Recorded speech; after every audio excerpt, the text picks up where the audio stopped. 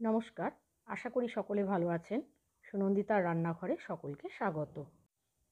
Beans আমরা সাধারণত fried rice, mixed rice, যে কোনো নিরামিষ তরকারি বা নিরামিষ ডালে আমরা ব্যবহার করে থাকি।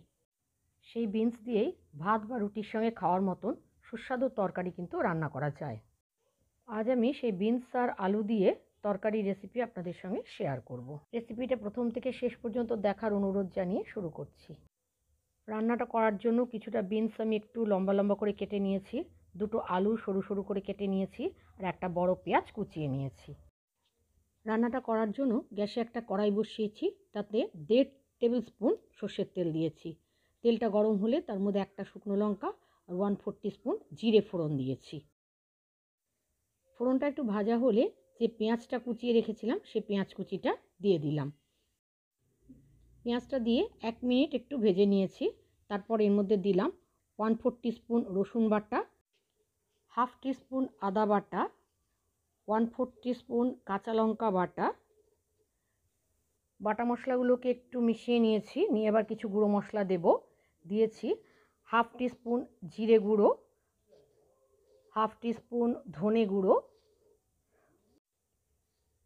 1/2 টিস্পুন কাশ্মীরি লাল লঙ্কার গুঁড়ো, এটা কিন্তু রঙের জন্য দিয়েছি, আর 1/4 টিস্পুন হলুদ গুঁড়ো, স্বাদ অনুযায়ী লবণ। এবার এই সব কিছু একটু ভালো করে মিশিয়ে নিয়েছি। এবার এই মশলাগুলোকে কষাবার জন্য সামান্য জল দিয়ে দিলাম। জল দিয়ে মশলাগুলোকে 1 মিনিট আমি কষিয়ে নিয়েছি। 1 মিনিট বাদে একটা টমেটো আমি ছোটো ছোটো করে কেটে রেখেছিলাম, সেই টমেটোটা কড়াইতে দিয়ে দিলাম। এবার টমেটোটা দিয়েও মশলাটাকে একটু কষিয়ে নিচ্ছি, যতক্ষণ না টমেটোটা গলে যায়। টমেটোটা যখন মিশে গেছে একেবারে, তারপরে আমি আগে থেকে কেটে রাখা বিনস আর আলুর টুকরোগুলো দিয়ে দিলাম। বিনস আর আলুর টুকরো দিয়ে মশলার সাথে আমি মিশিয়ে 1 মিনিট এটাকে রান্না করে নিয়েছি। 1 মিনিট বাদে কড়াইটা ঢাকা দিয়ে দিলাম, যাতে বিনস আর আলুটা একটু সেদ্ধ হয়ে যায়। 2 মিনিট বাদে কড়াইয়ের ঢাকনাটা খুলে দিলাম। এবারে তরকারিটাকে আবার একটু নাড়াচাড়া করে নিয়ে আন্দাজ মতো জল দিয়ে দিলাম। জলটা আপনারা আন্দাজ মতো দেবেন। যদি একটু মাখা মাখা তরকারি করতে চান একটু জল কম দেবেন, আর একটু ঝোল রাখতে চাইলে একটু বেশি জল দেবেন। এবার ঝোলটা ফুটে উঠলে আবার কড়াইটাকে ঢাকা দিয়ে দিলাম, দিয়ে আমি আরও কিছুক্ষণ রান্না করে নেব। 5 মিনিট বাদে ঢাকনাটা খুলে দেখে নিলাম বিনস সেদ্ধ হয়েছে কিনা। বিনস একটু শক্ত সবজি, তার জন্য সেদ্ধ হতে একটু সময় বেশি লাগে। বিনস সেদ্ধ হয়ে গেছে। এরপর 1/4 টিস্পুন চিনি দিয়ে দিলাম। চিনিটাকে ভালো করে মিশিয়ে নিলাম।